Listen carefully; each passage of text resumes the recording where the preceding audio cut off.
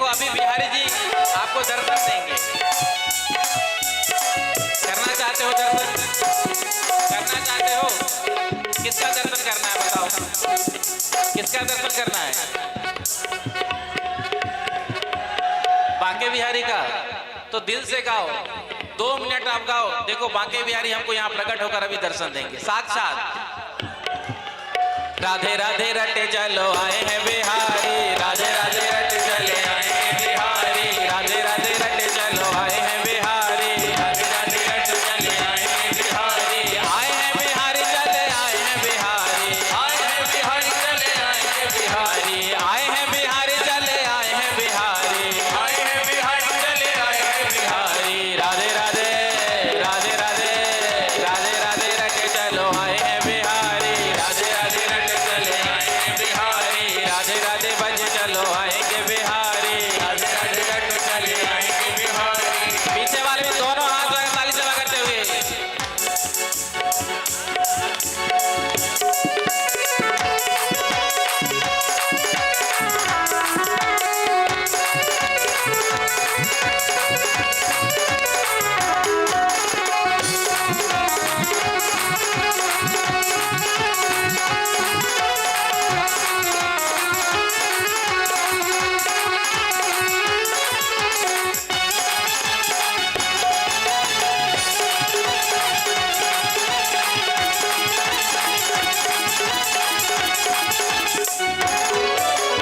राधे राधे रटे चलो आएंगे बिहारी, राधे राधे रटो चले आएंगे बिहारी। जब तक नहीं आएंगे तब तक रटना पड़ेगा।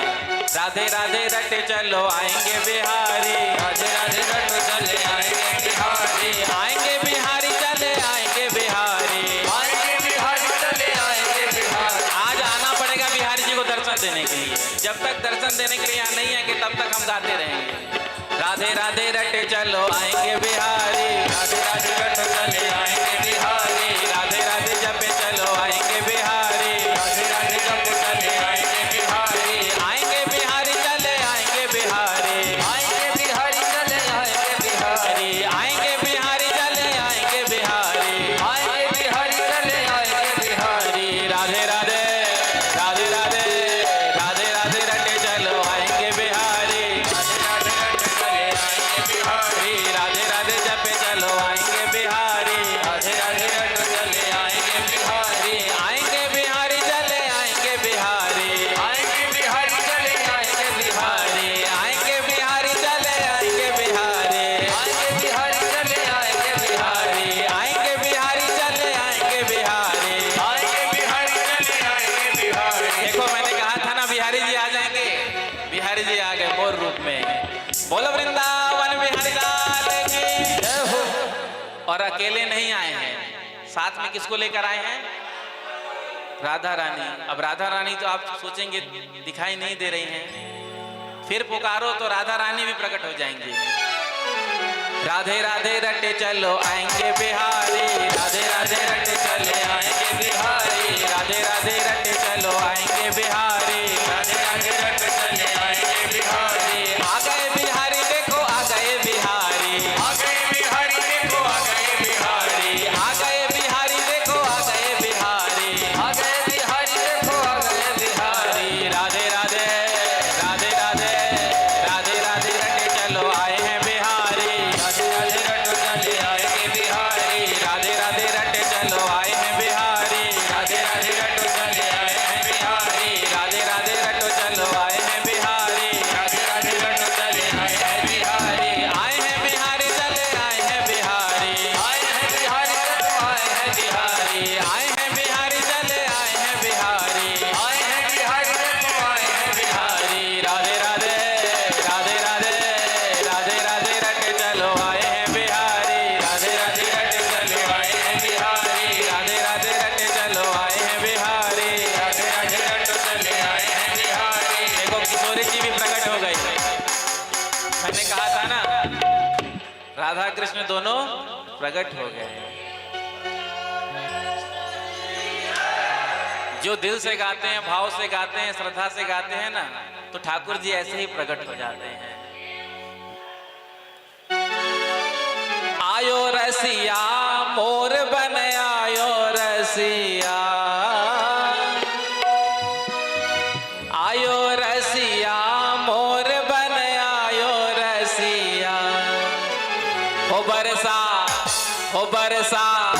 ओ बरसाने की मोर कुटी पे मोर बन आयो रसिया। ओ बरसाने की मोर कुटी पे मोर बन आयो रसिया। ओ बरसाने की मोर कुटी पे मोर बन आयो रसिया। ओ बरसाने की मोर कुटी में मोर बन आयो रसिया। आयो रसिया मोर बन आयो रसिया। आयो रसिया मोर बन आयो रसिया। ओ बरसाने की मोर कुटी पे मोर बन आयो रसिया। बरसाने की मोर कुटी पे मोर बन आयो रसिया। ऐसे नहीं, दोनों हाथ लगा ताली सेवा करते हुए।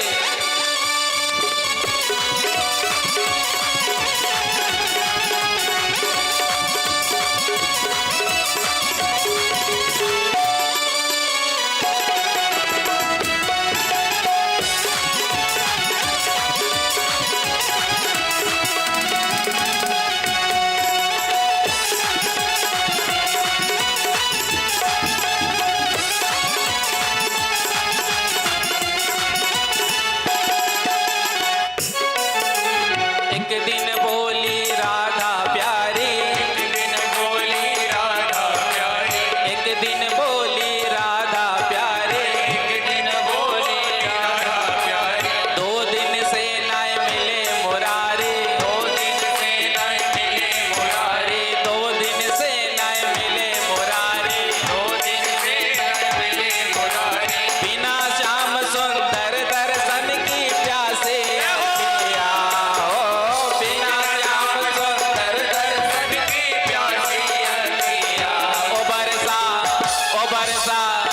बरसाने की मोर कुटी में मोर बन आयो रसिया। ओ बरसाने की मोर कुटी पे मोर बन आयो रसिया।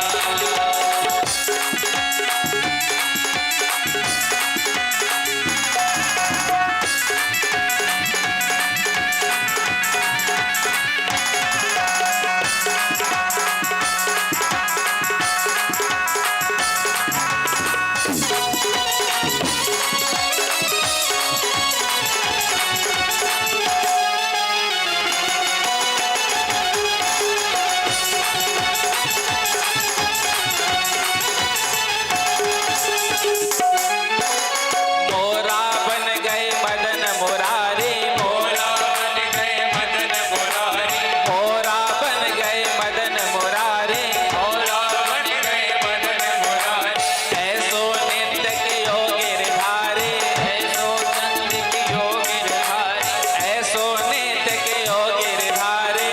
ऐसो चंद कियो गिरधारी। या छवि ऊपर मोहित है गए ब्रज के सखिया। या छवि ऊपर भय गयो ब्रज की सखिया। हो, या छवि ऊपर मोहित है गए ब्रज के सखिया। या छवि ऊपर मोहित है गए ब्रज की सखिया। ओ बरसाने की मोर कुटी में मोर बन आयो रसिया। ओ बरसाने की मोर कुटी में मोर बन आयो रसिया। ओ बरसाने की मोर कुटी में मोर बन आयो रसिया। बरसाने की मोर कुटी में मोर बन आयो रसिया। बोलो वृंदावन बिहारी लाल के, बांके बिहारी लाल के।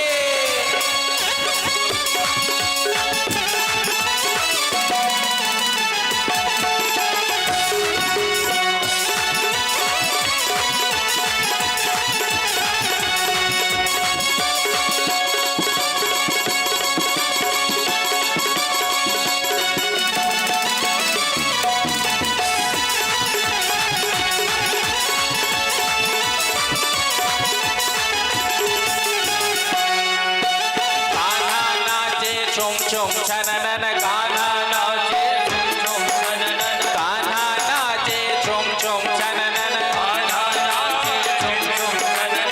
देखो थोड़ा सा ना कैमरा के सामने से हट जाइए। आपको लोग लाइव घर पर बैठकर देख रहे हैं देश विदेश में। बस हाँ, इधर और इधर बीच में थोड़ा सा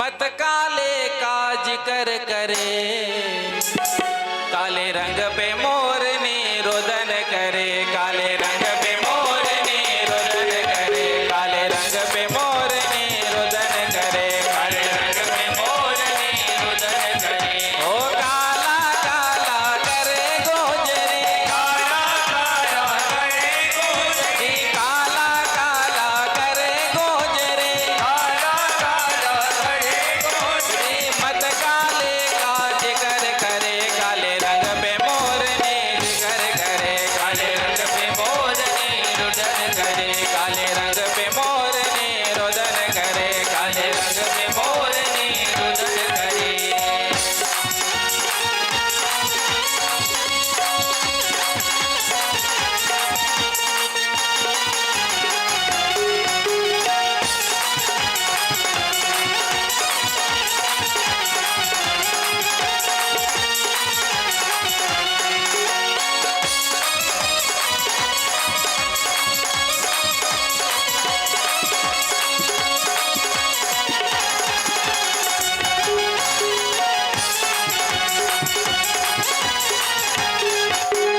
मोटे मोटे नैन राधा के, मोटे मोटे नैन राधा के, मोटे मोटे नैन राधा के, मोटे मोटे नैन राधा के, मोटे मोटे मोटे मोटे नैन राधा के, मोटे मोटे मोटे मोटे नैन राधा के। इसमें यो सुरमा जब सजे, काले रंग पे मोरनी रोदन करे, काले रंग पे मोरनी रोदन करे, काले रंग पे मोरनी रोदन करे, काले रंग पे मोरनी रोदन करे। गुलाल कोई नहीं फेंकेगा।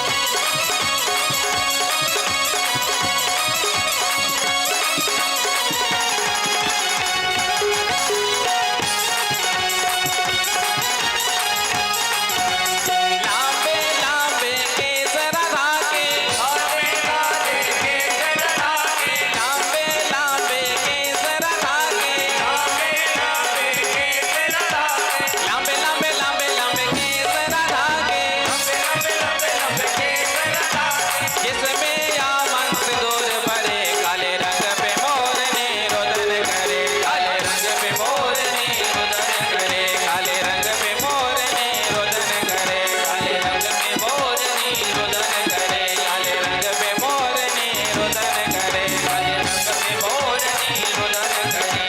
काला काला करे गोजरी, काला काला करे गोजरी, काला काला करे गोजरी, काला काला करे गोजरी, मत काले काज कर करे, काले रंग पे मोरनी करे, काले रंग पे मोरनी रोदन करे, काले रंग पे मोरनी रोदन करे, काले रंग पे मोरनी रोदन करे, काले रंग पे मोरनी रोदन करे, काले रंग पे मोरनी रोदन करे, काले रंग पे मोरनी रोदन करे, काले रंग पे मोरनी रोदन करे, काले रंग पे मोरनी रोदन करे, काले रंग पे मोरनी रोदन करे। लांबे लांबे पंख मोर के, लांबे लांबे पंख मोर के, लांबे लांबे लांबे लांबे पंख मोर के, लांबे लांबे लांबे लांबे पंख मोर के। इसके सिर पर मुकुट सजे, काले रंग पे मोरनी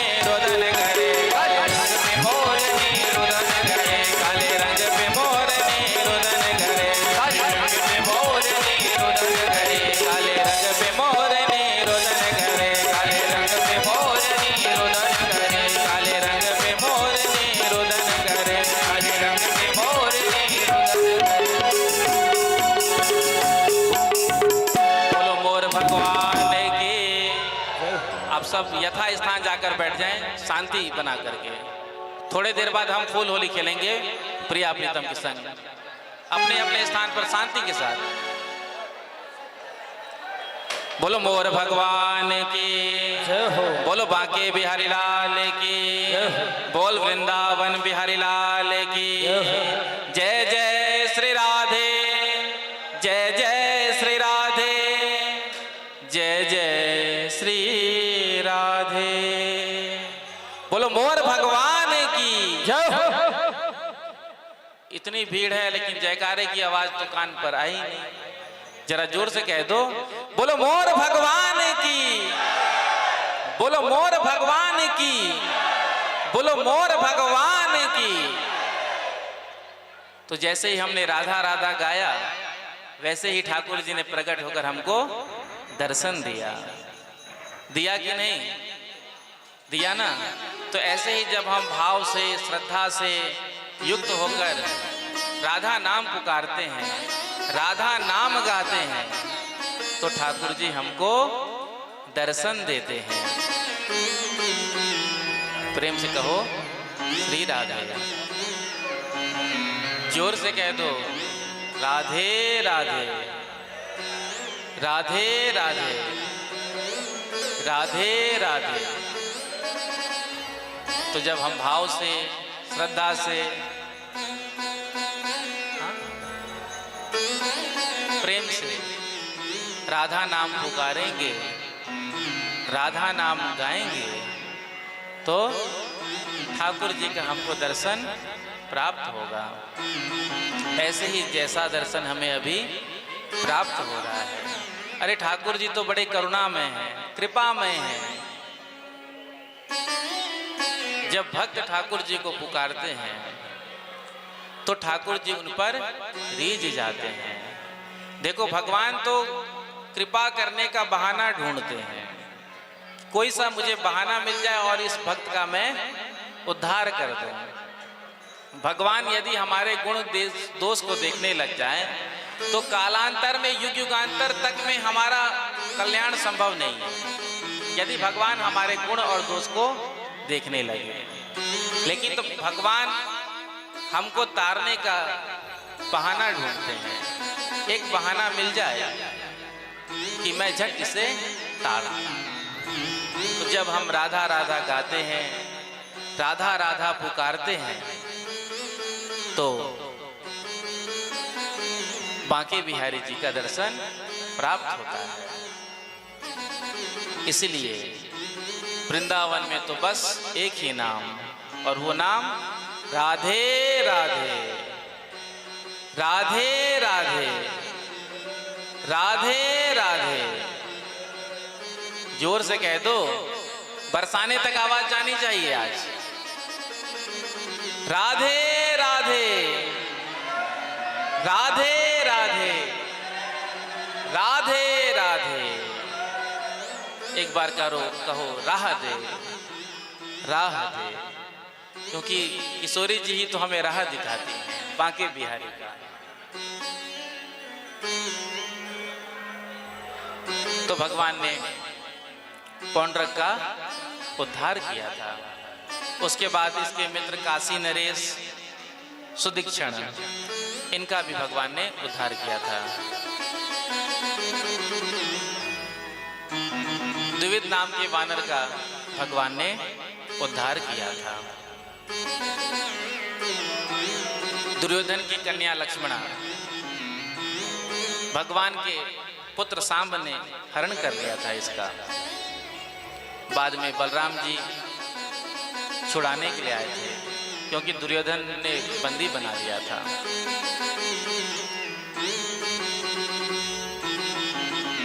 बलराम जी ने कहा था अब विलंब छोड़ दो, तो दुर्योधन ने कहा आप हमारे कोई राजा महाराजा नहीं जो आप हमको आदेश दे रहे हैं। अरे आज पैर की जूती सर पर चढ़ रही है। इतना ही कहा, क्रोध आ गया। हस्तिनापुर को गंगा जी में डुबाने के लिए हल्का जैसे ही प्रयोग किया, सारी हस्तिनापुरी गेंद की तरह डगमगाने लगी। दुर्योधन ने आकर के क्षमा मांगा, क्षमा कर दो, तो भगवान ने क्षमा किया। भगवान के दिनचर्या के बारे में वर्णन है। प्रातः काल उठकर भगवान संध्या वंदन करते हैं। उसके बाद जरासंध का उद्धार भगवान ने भीमसेन के द्वारा कराया। इसके कारागार में जो राजा कैदी थे उनको मुक्त कराया। इन सब ने प्रार्थना किया, कृष्णाय वासुदेवाय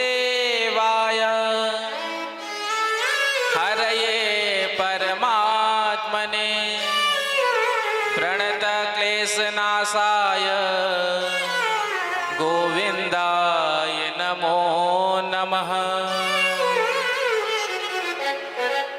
राजसु यज्ञ हुआ, जिस राजसु यज्ञ में भगवान ने जूठे पत्तल उठाए थे। भगवान श्री कृष्ण ने मैदानों के द्वारा युधिष्ठिर जी के लिए बड़े सुंदर महल का निर्माण किया था, जिसमें जल में थल का भ्रम होता था। दुर्योधन आया, जल को थल समझकर जैसे ही पैर रखा गिर गया। जितने भी लोग खड़े थे वहां सब हंसने लगे। द्रौपदी जी के मुख से निकला, अंधे के तो अंधे ही होते हैं। दुर्योधन को ये बात लग गया। दुर्योधन ने निश्चय किया, जैसा अपमान आज मेरा इसने किया है, मैं भी ऐसा ही अपमान एक दिन करूंगा। इसलिए कहते हैं संत जन, शब्द संभाल के बोलिए, शब्द के हाथ न पाओ। एक शब्द है औषधि, एक शब्द है घाव। बोलने से पहले हमको विचार करना चाहिए कि हम क्या कह रहे हैं, क्योंकि जो शब्द हमारी वाणी से निकल जाता है वो फिर वापस नहीं आता है।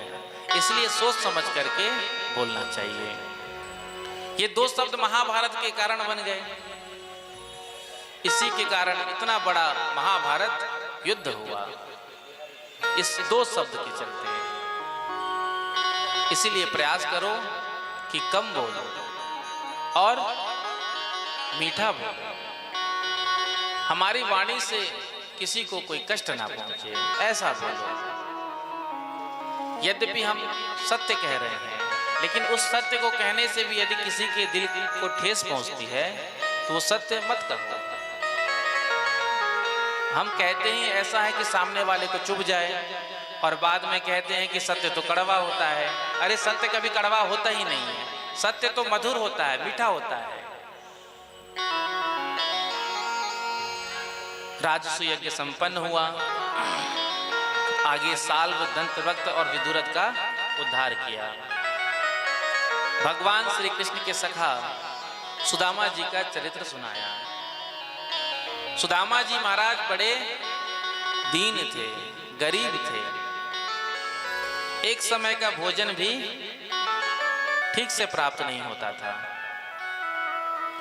लेकिन इसके बाद भी भगवान का भजन करते थे और कहते थे ये ठाकुर जी की अनन्य कृपा है, जो मेरे यहाँ दीनता है, गरीबी है। क्योंकि जितना भजन एक निम्न वर्ग का व्यक्ति करता है, मध्यम वर्ग का व्यक्ति करता है, उतना भजन उत्तम वर्ग का नहीं कर पाता है। प्रेम से कहो श्री राधे, जोर से कह दो राधे राधे। तो भगवान श्री कृष्ण के सखा सुदामा जी, अब होरी खेलते खेलते ठाकुर जी का मुकुट ही गिर गया, किशोरी जी का। क्योंकि जब हम होली खेलते हैं तो फिर सुध बुध नहीं रहते हैं, पता ही नहीं चलता है। इतना आनंद में आ जाते हैं, इतना उमंग में आते हैं, इतना उत्साह में आ जाते हैं। तो किशोरी जी का मुकुट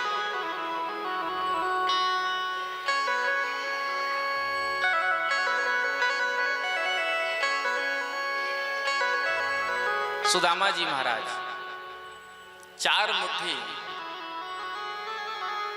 चूड़ा लेकर के जो है भगवान श्री कृष्ण के यहाँ गए थे द्वारिका में। द्वारिका में जब पहुंचे हैं तो द्वारपालों ने रोक लिया।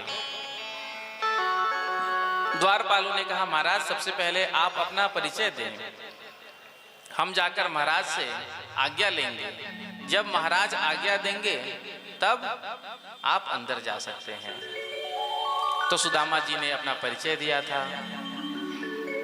द्वारपालों ने जाकर भगवान से कहा था कि आज द्वार पर एक ब्राह्मण खड़े हैं। वो ब्राह्मण कैसे हैं? बड़े दीन हैं, गरीब है, जिन्होंने वस्त्र तो पहना है लेकिन कई जगह से फटा हुआ है। ना उनके सिर पर कोई पगड़ी है, एक बगलबंदी है, वो भी कई जगह से फटा हुआ।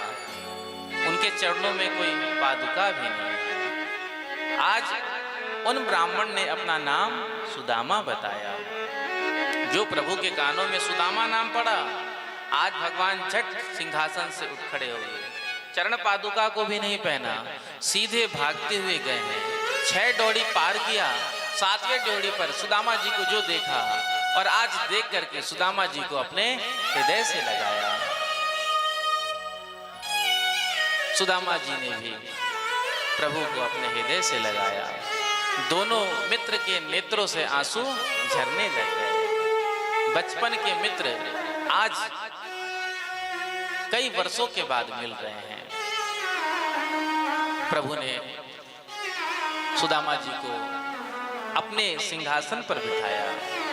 रुक्मणी आदि रानियों से कहा, जाओ जल की झारी लेकर आओ, आज हम अपने मित्र के चरणों का प्रक्षालन करेंगे। रुक्मणी आदि रानियां गई हैं और जल लेकर के आई हैं। अब इतनी सारी रानियां सब एक एक कलश जल लेकर के आई।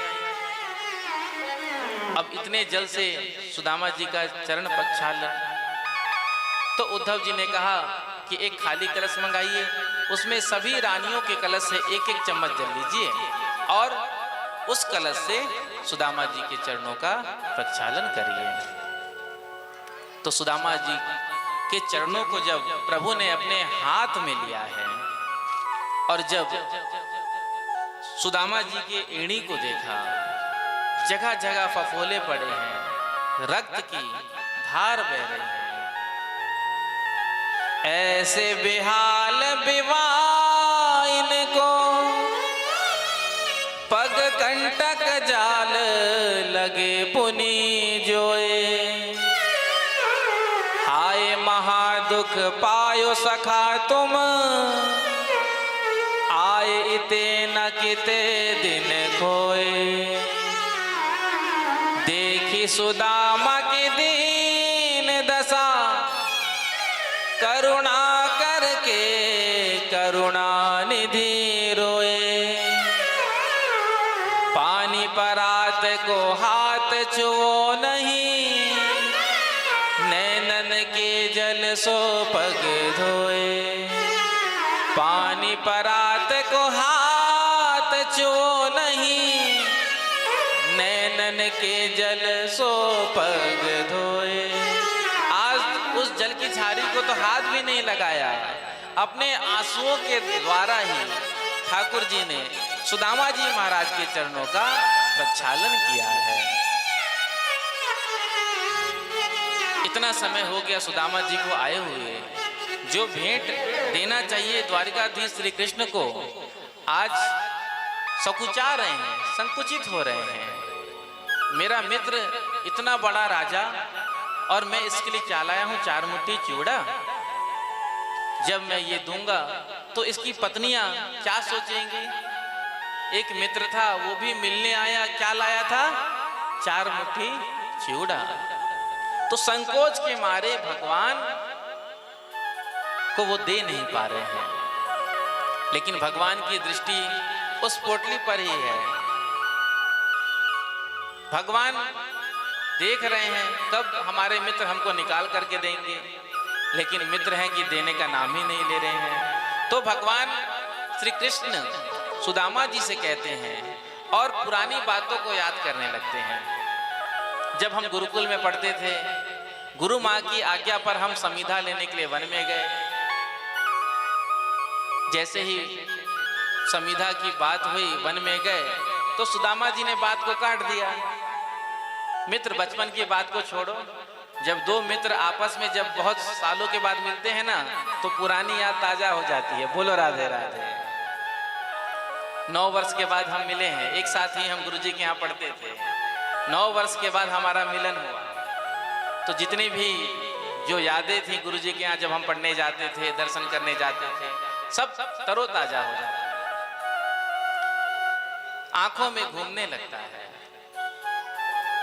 तो सुदामा जी को लगा कि कहीं हमारी पोल पट्टी ना खुल जाए, जो चने हमने चुरा के खा लिया था। तो बात काट दिया, अरे मित्र बचपन की बात की याद क्या कर रहे हो, अभी की बताओ। सुदामा जी भगवान श्री कृष्ण से कहते हैं, मित्र तुमने इतने विवाह किए, हमको बुलाया नहीं। भगवान ने कहा तुमने भी विवाह किया तो हमको नहीं बुलाया। तो सुदामा जी ने कहा हमने तो एक विवाह किया, लेकिन आपने तो इतने सारे विवाह किए, कम से कम एक में ही बुला लेते। भगवान ने कहा विवाह ऐसा हुआ कि कभी कोई तय नहीं था, शाम तक पता नहीं, प्रेम से कहो श्री राधे, शाम तक पता नहीं, रात्रि में विवाह हो जाता है। तो पहले से कोई पता होता तो हम आपको सूचना देते। इतने में ही सुदामा जी का ध्यान कहीं बटा, जैसे ही हाथ ऊपर किया भगवान ने उस पोटली को छीन लिया। खोल करके जैसे ही देखा तो आज भगवान के नेत्रों से आंसू बहने लगे कि मेरे मित्र के यहाँ इतनी दीनता, इतनी गरीबी और मुझे पता नहीं।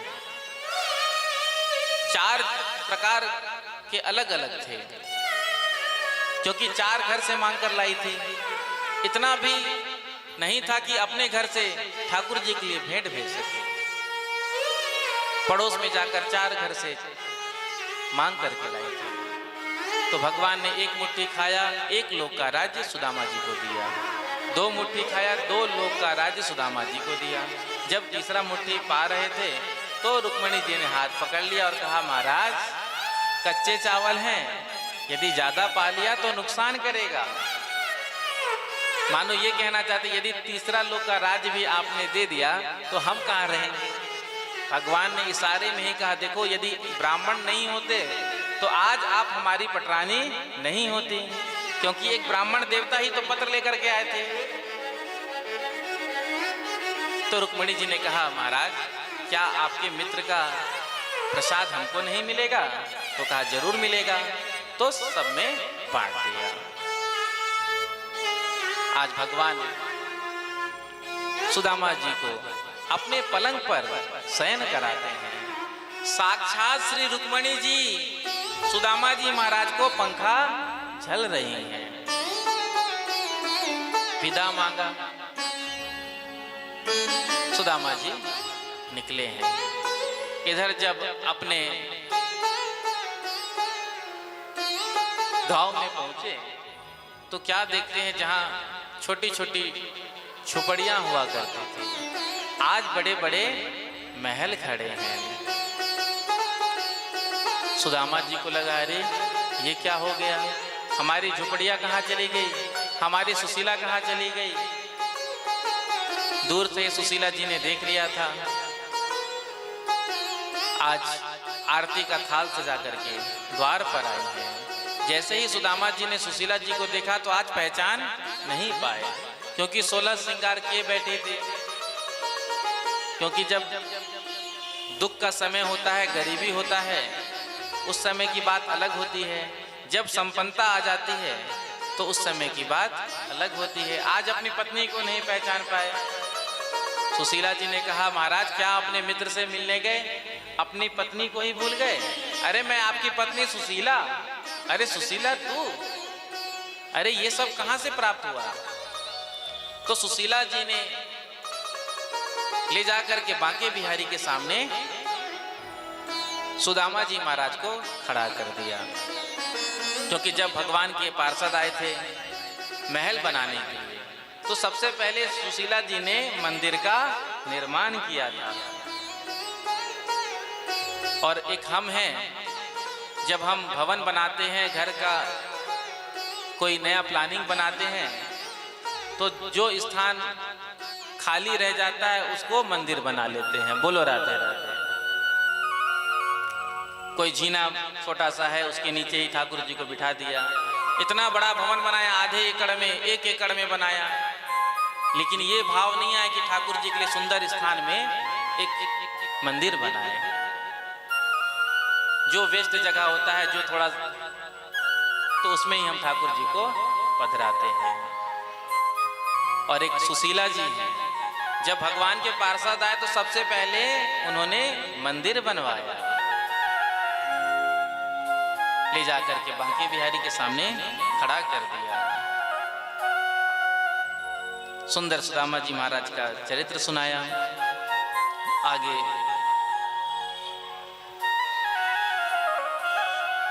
सूर्य ग्रहण का पर्व पड़ा है। भगवान सभी द्वारिका वासियों को लेके समंतक तीर्थ में पहुंचे हैं। आज यहाँ पर ब्रजवासी भी आए हैं, नंद बाबा, यशोदा मैया, द्रौपदी जी, वसुदेव जी, सबका आपस में मिलन हुआ है। अर्जुन ने सुभद्रा जी का हरण किया था, इस कथा का भी वर्णन किया। मिथिला के एक राजा थे और एक गरीब ब्राह्मण थे, दोनों भगवान के भक्त थे। तो भगवान ने दो रूप लेकर के एक ही साथ एक ही समय में दोनों के घर जाकर आतिथ्य स्वीकार किया था और भगवान ने बताया था कि मेरे अंदर कोई भेद नहीं है।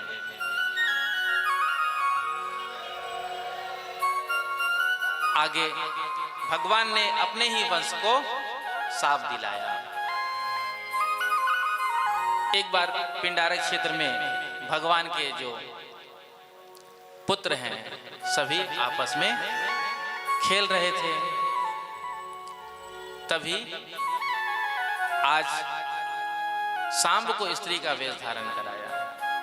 हम सब का परम सौभाग्य है, आज हम सब के बीच में हमारे परम आदरणीय बड़े भाई साहब श्री देव प्रकाश भैया जी का आगमन हुआ है। आपका आशीर्वाद सदा हम पर बना रहता है। अपने व्यस्त समय में से आपने समय निकाल कर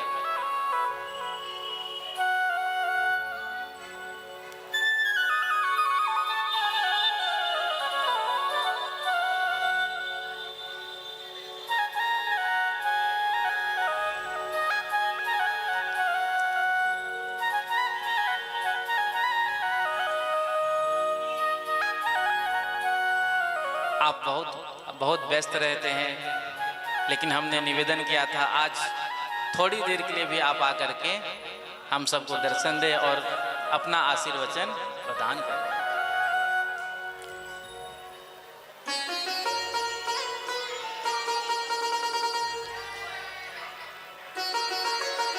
तो सांब को स्त्री का वेश धारण कराया और संतों के पास जाकर के पूछा, महाराज ये हमारी भाभी है, गर्भवती है, आप बताइए कि इसका पुत्र होगा या पुत्री। तो आंख बंद करके ध्यान लगाया। संतों ने समझ गए ये बालक हमसे मजाक कर रहे हैं, तो कहा देखो ना तो पुत्र होगा ना पुत्री, इसके गर्भ से एक मूसल निकलेगा जिससे संपूर्ण यदुकुल का क्षय हो जाएगा। जब साड़ी हटाकर देखा तो उससे एक लोहे का मूसल निकला।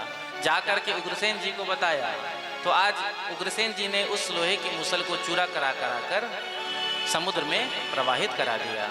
एक छोटा सा टुकड़ा बच गया जिसे जरा नाम के बहलिये ने अपने बाण के अग्रभाग में लगाया था। इधर भगवान ने वसुदेव जी को नारद जी के माध्यम से सत्संग प्राप्त कराया था, नव योगेश्वर संवाद सुनाया। इधर जब भगवान स्वधाम जाने के लिए तैयार थे तो उद्धव जी ने आकर के चरणों में प्रार्थना किया था और प्रश्न किया था, योगेश योग विन्यास योगात्मन योग संभव निश्रेषाय में प्रोक्तस त्यागः संन्यास लक्षण। संन्यास धर्म के बारे में पूछा तो दत्तात्रेय जी के 24 गुरुओं का वर्णन किया। जैसा जैसा प्रश्न उद्धव जी ने किया है भगवान ने सबका समाधान किया। भगवान ने सत्संग की महिमा का वर्णन किया, हंसाख्यान सुनाया। उद्धव जी ने भगवान के चरणों में प्रणाम करके कहा, आपके चरणों में आने के बाद मेरा अज्ञान रूपी जो अंधकार था वो समाप्त हो गया। भगवान ने अपना चरण पादुका दिया। उस चरण पादुका को उद्धव जी अपने सर पर धारण कर सीधे बद्रिकाश्रम की ओर चले हैं। इधर भगवान सभी द्वारिका वासियों को लेकर प्रभास क्षेत्र में आए। यहाँ पर आकर यज्ञ किया। यज्ञ करने के बाद आज जितने भी यदुवंशी बालक हैं मदिरा का सेवन करके आपस में एक दूसरे से लड़ने लगे। बलराम जी ने भी समाधि में आज अपने शरीर को छोड़ा है। इधर भगवान दाहिनी जंघा पर बायां चरण रखकर लेटे हुए थे। दूर से जरा नाम की बहेली ने देखा, उसे ऐसा लगा कि हिरण है, बाण चला दिया। वो बाण ठाकुर जी के चरणों में आकर लगा। जैसे ही पास में आकर के देखा कि मैंने ठाकुर जी को बाण मारा, पछाड़ खाकर भूमि पर गिर गया। ये मुझसे कितना बड़ा अपराध हो गया प्रभु कि मैंने आपको बाण मारा। तो भगवान ने कहा, देख इसमें मेरी इच्छा थी, मैंने भी तुझे छिप करके तीर मारा था, आज तूने मारा, हिसाब बराबर हो।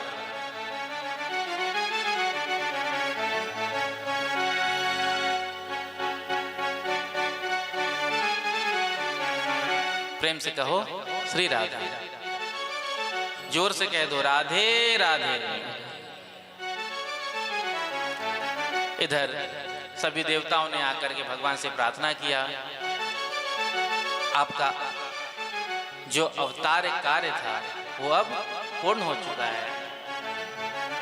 तो भगवान सशरीर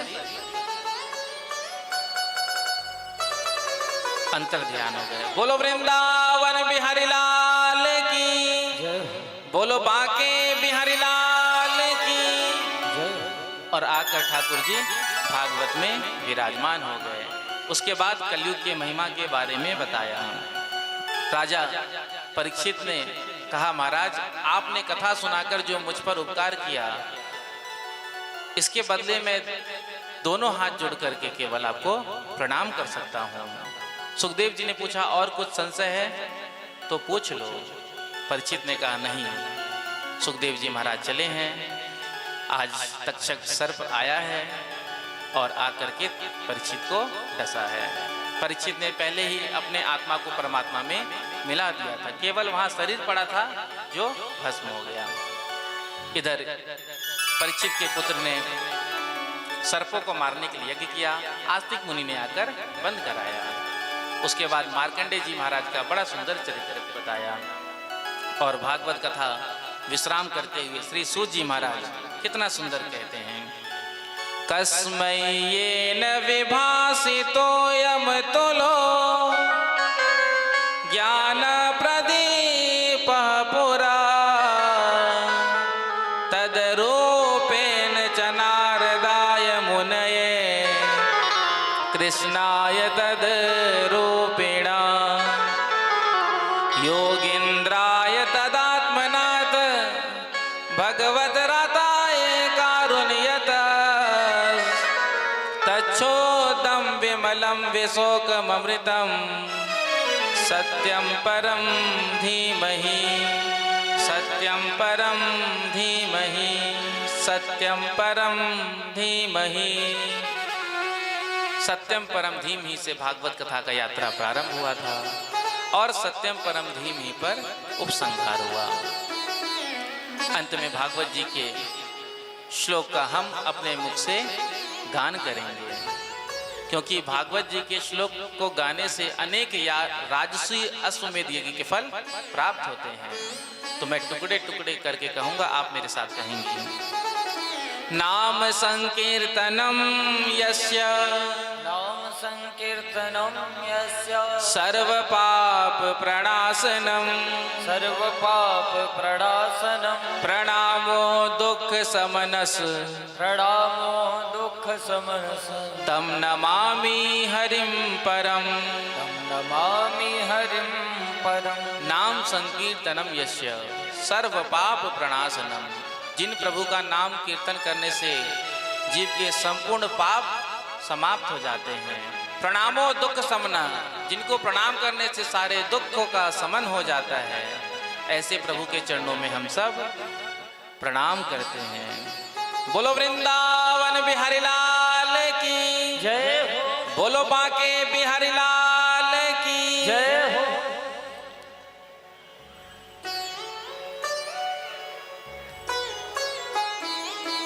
अंत में कहा कि भागवत सुनने के बाद जो है, जैसे कि हम तीर्थों में जाते हैं तो कुछ छोड़ते हैं,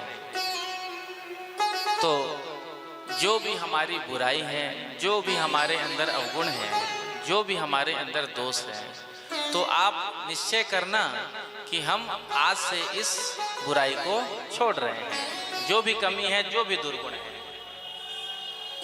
तो आज हम उसे भागवत जी पर चढ़ा देंगे। तो मैं बांके बिहारी के चरणों में यही प्रार्थना करता हूँ, कथा का आयोजन जिस उद्देश्य से किया गया, जो भी हमारे झाजी की कामना है, वो मेरे बांके बिहारी पूर्ण करें। आपके यहाँ सुख शांति समृद्धि का विस्तार हो, आपके भंडार सदैव भरे रहें और आपको भगवान की अखंड भक्ति प्राप्त होवे। ऐसे ही आप हर वर्ष आकर श्रीधाम वृंदावन में ठाकुर जी की कथा का आनंद लेवे। आप भी धाम से आए, आप भी धाम वासी हैं, हम भी धाम वासी हैं। हम वृंदावन वासी हैं, आप जनकपुर धाम वासी हैं। वो भी किशोरी जी का धाम है, सियाजू का, और ये हमारी राधा रानी जी का। तो आप तो एक धाम से दूसरे धाम में आए हैं। धाम से धाम में आकर के आपने ठाकुर जी की कथा का श्रवण किया, तो ठाकुर जी आपकी सभी मनोकामनाओं को पूर्ण करें। आप सबकी भी जो मनोकामनाएं हैं, बांके बिहारी सबको पूर्ण करें। सब स्वस्थ रहें, सब व्यस्त रहें, सब मस्त रहें और सब भगवान की भक्ति में आनंदित रहें। तो नाम संकीर्तन के साथ कथा का प्रारंभ हुआ था, नाम कीर्तन के साथ ही कथा का विश्राम होगा। उसके बाद महाराज श्री का आशीर्वाद, उसके बाद हमारे यजमान जी कुछ दो शब्द आपसे कहेंगे। उसके बाद हम सब प्रिया प्रीतम के संग फूल होली का आनंद लेंगे। तो आइए 2 मिनट नाम संकीर्तन में। श्री कृष्णा शरणं मम, श्री कृष्णा शरणं मम, श्री कृष्णा शरणं मम, श्री कृष्णा शरणं मम, श्री कृष्णा शरणं मम, श्री कृष्णा शरणं मम, श्री कृष्णा शरणं मम, श्री कृष्णा शरणं मम, श्री कृष्णा शरणं मम, श्री कृष्णा शरणं मम, श्री कृष्णा शरणं मम, श्री कृष्णा शरणं मम, श्री कृष्णा शरणं मम, श्री कृष्णा शरणं मम, श्री कृष्णा शरणं मम, श्री कृष्णा शरणं। श्री राधा शरणं मम, श्री राधा शरणं मम, श्री राधा शरणं मम, श्री राधा शरणं मम, श्री राधा शरणं मम। गाइए ताली सेवा करते हुए। मम श्री राधा शरणं मम, श्री राधा शरणं।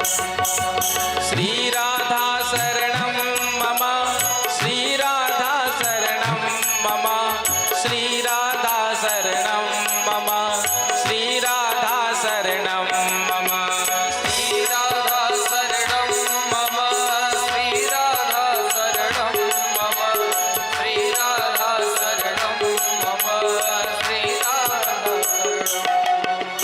श्री राधा शरणं मम, श्री राधा शरणं मम, श्री राधा शरणं मम, श्री राधा शरणं मम,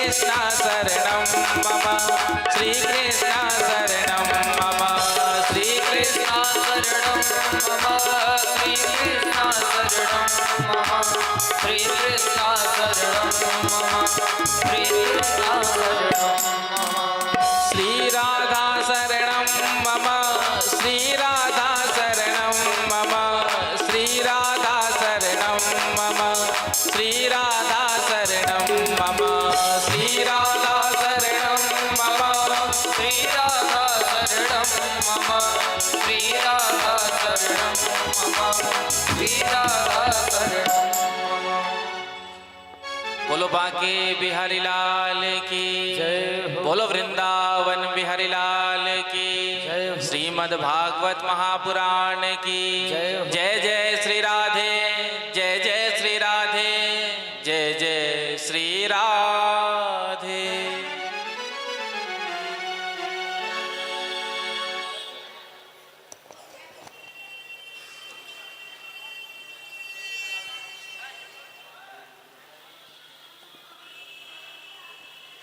श्री राधे।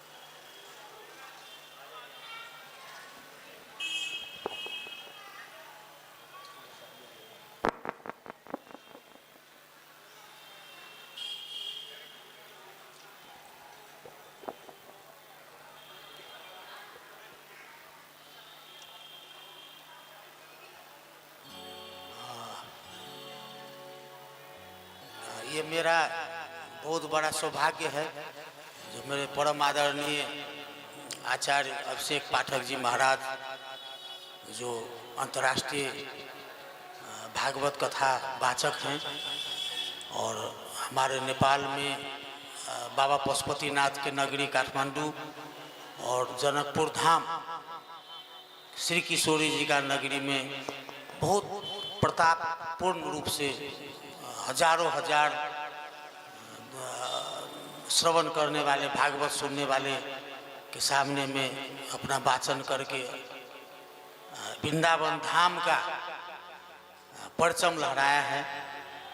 और आज मैं उन्हीं के अनुकंपा से उन्हीं के प्रेरणा से मैं आज धाम वृंदावन का दर्शन कर पाया हूँ और इतने दिन बैठ के कथा श्रवण भागवत कथा श्रवण और पूजन में शरीक होना मेरे बहुत बड़े गर्व की बात है। मैं बहुत आभारी हूँ, मैं भीतर से अभिभूत हूँ आचार्य जी का कि मुझे जो शांति मिली है यहाँ हमेशा बनी रहे और जितने भी श्रद्धालु यहाँ सुने हैं कथा सबका कल्याण हो और इसी तरह हर एक साल वृंदावन में आऊँ और कथा में शरीक हूँ, हाथ बटाऊं और आचार्य जी का अपना आश्रम बनाने में सहयोग करूं। ये प्रण के साथ मैं अपना दो शब्द यही समाप्त करता हूं। नमस्कार।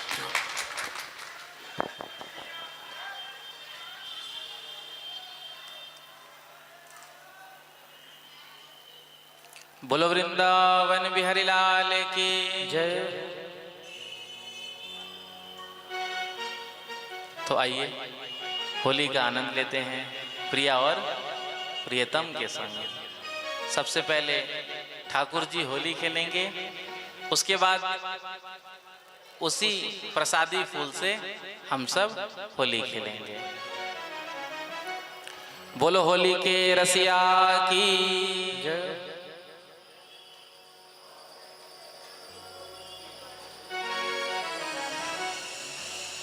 बोलो वृंदावन बिहारी लाल की जय।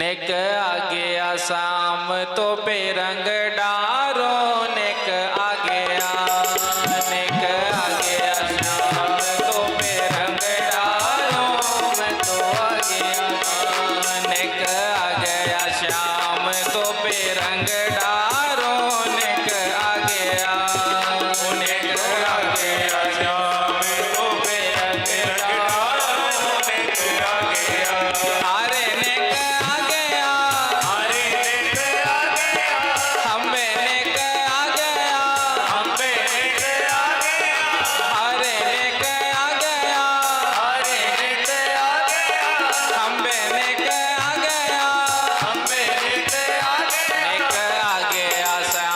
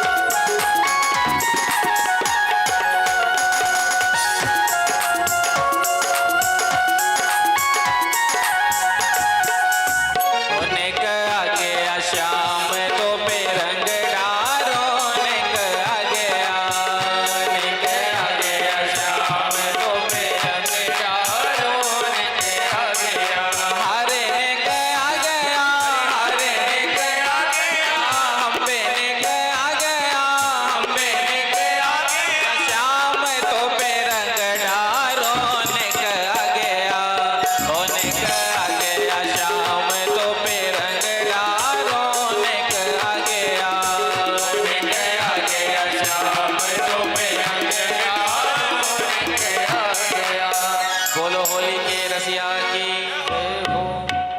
प्रेम से कहो श्री राधे। देखो बच्चों को अपने पास बिठा कर रखो, कैमरा वगैरह है ना तो थोड़ा सा हिल जाएगा। अपने बच्चों को अपने पास गोद में बिठा कर रखिए।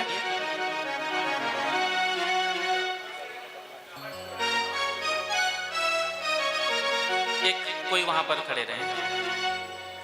हो रंग डार गयो रे मो पे सावरा, रंग डार गयो रे मुँह पे सावरा, रंग डार गयो रे मो पे सावरा, रंग डार गयो रे मो पे सावरा। बर गई लाजन हेरी मेरे वीर, मैं क्या करूं रजनी होरी में। लाल मेरी मेरी का रजनी होरी में, रंग डार गयो रे मो पे सावरा, रंग डार गयो रे मो पे सावरा, रंग डार गयो रे मो पे सावरा, रंग डार गयो रे मो पे सावरा। मर गई लाजन हेरी मेरी वीर, मैं का करूं सजनी होरी में।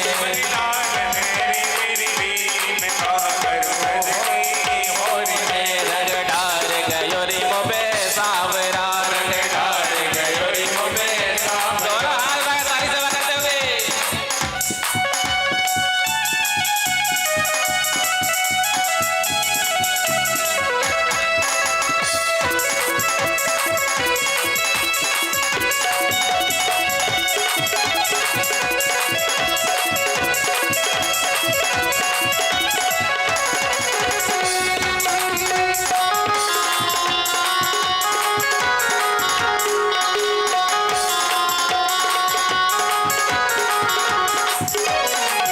रंग डार गयो रे मो पे सावरा, रंग डार गयो रे मो पे सावरा, रंग डार गयो रे मो पे सावरा, रंग डार गयो रे मो पे सावरा। मर गई लाजन हेरी मेरे वीर, मैं का करूं सजनी होरी में।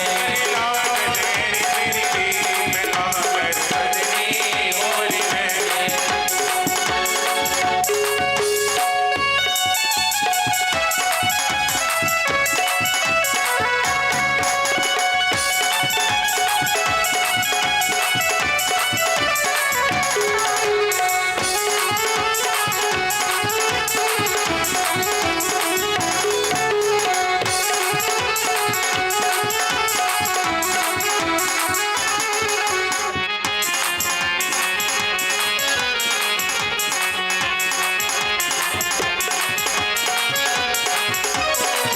मारी तान के सिमो पे पिचकारी, मारी तान के सिमो पे पिचकारी, मारी तान के सिमो पे पिचकारी, मारी तान के सिमो पे पिचकारी। मेरो भी जो तन को चीर, मेरो भी जो तन को चीर, मैं का करूं सजनी होरी में।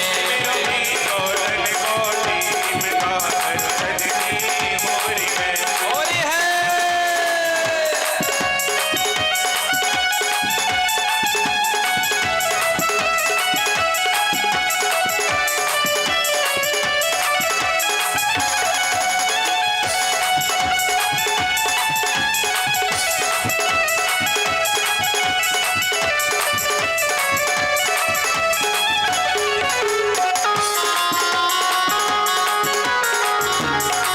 रंग डारी चुनर कोरी रे, रंग डारी चुनर कोरी रे, रंग डारी चुनर कोरी रे, रंग डारी चुनर कोरी रे। मेरे भर गयो नैनन वीर, हो मेरे भर गयो नैनन वीर, क्या करूं सजनी होरी में। मैं का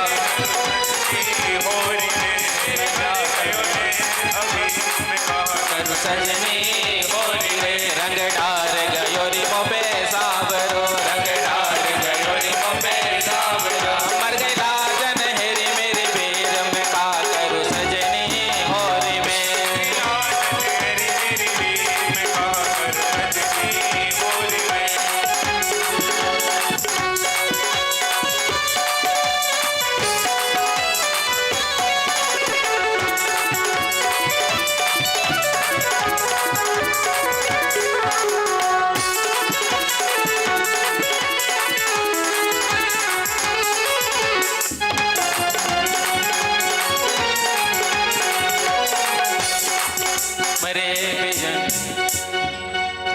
मेरा पीछा ना छोड़े होरी में, मेरा पीछा ना छोड़े होरी में, मेरा पीछा ना छोड़े होरी में, मेरा पीछा ना छोड़े होरी में। एक नंद गाव को हीर, एक नंद गावो हीर, मैं का करूँ सजनी होरी में, मैं का राम को हीर में करू सजनी होरी में। रंग डार गयोरी मोपे सावरो, रंग डार गयोरी मोपे सावरो, मर गई लाजन हेरी मेरे वीर, मैं का करूँ सजनी होरी में। लाज तेरी मेरी वीर में करू सजनी होरी में। होरी है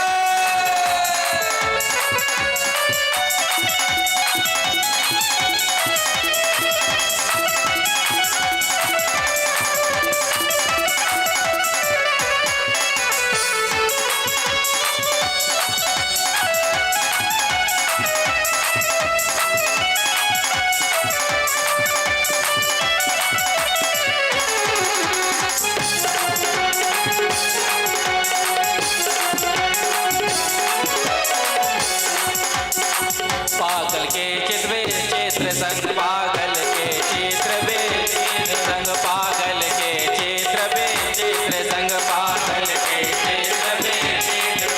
होरी भाई यमुना के तीर में का करूँ सजनी होरी में, होरी यमुना के तीर में करू सजनी होरी रे रंग डार गयोरी मोपे सावरो, रंग डार गयोरी मोपे सावरो, रंग डार गयोरी मोपे सावरो, रंग डार गयोरी मोपे सावरो, मर गई लाजन हेरी मेरी वीर, मैं का करूँ सजनी होरी में। करू सजनी होरी में रंग डार गयोरी मोपे सावरो, रंग डार गयोरी मोपे सावरो, रंग डार गयोरी मोपे सावरा, रंग डार गयोरी मोपे सावरा, मर गई लाजन हेरी मेरी वीर, मैं का करूँ सजनी होरी में। सजनी होरी में, मैं का करूँ सजनी होरी में, मैं का करूँ सजनी होरी में, मैं क्या करूँ सजनी होरी में, मैं क्या करूँ सजनी होरी में, मैं क्या करूँ सजनी होरी में, मैं क्या करूँ सजनी। लठ बरसेगा रंग ओ रसिया होरी में, लठ बरसेगा रंग ओ रसिया। कैमरे के सामने से थोड़ा हट जाएंगे प्लीज, फूल बचा है। लठ बरसेगा रंग ओ रसिया होरी में, लठ बरसेगा रंग ओ रसिया होरी में, लठ बरसेगा रंग ओ रसिया होरी में, लठ बरसेगा रंग ओ रसिया होरी में, लठ बरसेगा रंग ओ रसिया होरी में, लठ बरसेगा रंग ओ रसिया होरी में। दोनों हाथ में ताली सेवा करते हुए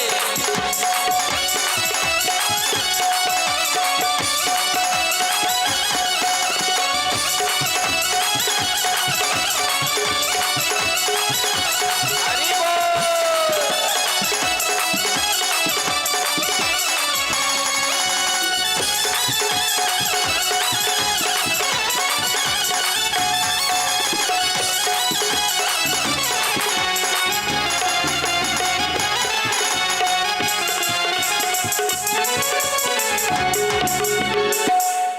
लठ बरसेगा रंग ओ रसिया होरी में, लठ बरसेगा रंग ओ रसिया होरी में, लठ से लगती चोट करारी, लठ से लगती चोट करारी, लठ से लगती चोट करारी, लगती चोट करारी, लठ से लगती चोट करारी, लगती चोट करारी, उतर जाएगी मस्ती सारी, उतर जाएगी मस्ती सारी, उतर जाएगी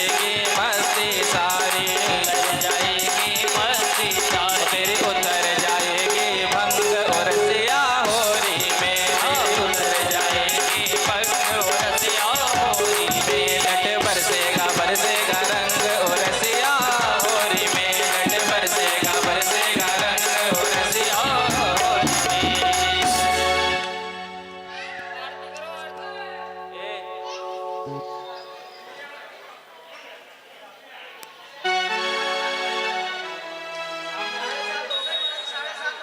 वृंदावन बिहारी लाल की। ठाकुर जी के चरणों में अंतिम भजन इस वर्ष का। बच्चों को हटा दो ना।